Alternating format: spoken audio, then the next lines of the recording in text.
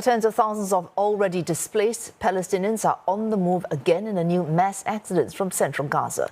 Israeli forces ramping up attacks on refugee camps there. Nuseirat, Bureij and Maghazi districts have come under attack for 3 days. Many are now fleeing those areas and heading to already overwhelmed cities, crowding into hastily built camps and makeshift tents. Operations are also advancing in Gaza South. Tel Aviv has deployed reinforcements to the outskirts of Khan Yunis.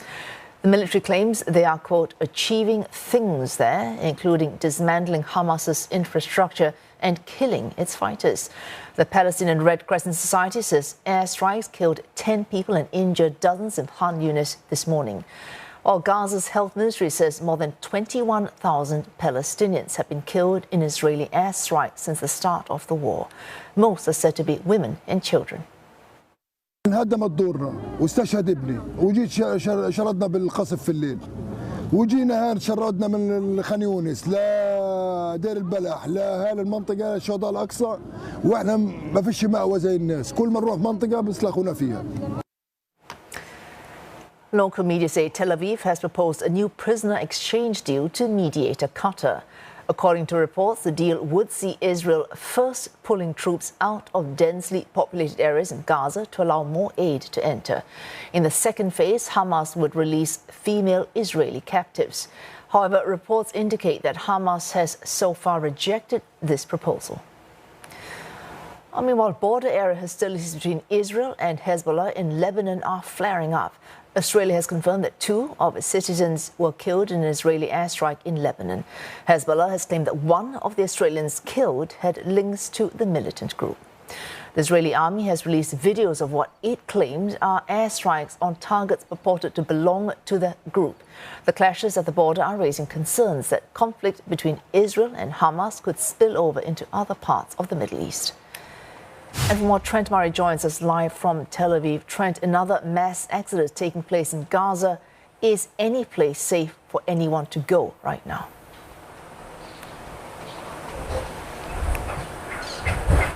Well, it's very difficult to see where, if there is, because in the areas where civilians have been told to evacuate to, like Khan Yunis and Rafah, the IDF is confirming that it is launching airstrikes on those regions as it says it's trying to detect and destroy leaders of Hamas. In particular around Khan Yunis, it is thought from the Israeli side that much of the leadership of Hamas is holed up underneath the city in the tunnel network, which is why they are pushing forward. In fact, we've heard today that the IDF says it's going to expand the number of troops operating within the southern part of Gaza as it, of course, continues to gain full operational control of northern Gaza. But the UN, as you say, is really sounding the alarm about the escalating humanitarian crisis there. The WHO is saying only 15 of the Strip's 36 hospitals are now operating with any functionality at all. And they are also saying now that really the whole Strip is in grave danger. So, look, we know that this situation really is very difficult on the ground for people living there. There's around 2 million people living in Gaza. They continue to be shifted around and moved as the IDF moves forward with its military operation, and Hamas continues to fight back, which is why I think you're seeing this pressure build around a potential humanitarian pause in order to try and get some of that much needed aid in and to work out how to try and place the civilians in safety and away from the fighting. All right, Trent, another concern that we've had pretty much since the start of this war is conflict spreading beyond Gaza to the rest of the Middle East. We're seeing Israel threatening action against Hezbollah in Lebanon. Does this move make this an even more pressing and urgent concern right now?